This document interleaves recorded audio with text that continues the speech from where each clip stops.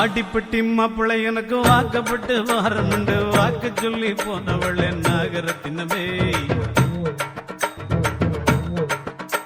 எவ்வாடிப்பட்டி மாப்பிள்ளை எனக்கு வாக்கப்பட்டு வாரமுண்டு வாக்கு சொல்லி போனவளே நாகரத்தினமே இப்போ வாச கதவை சாத்திரிய நாகரத்தினமே என்னைய மோசம் பண்ண பாக்குறிய நாகரத்தினமே இப்போ வாச கதவை சாத்தி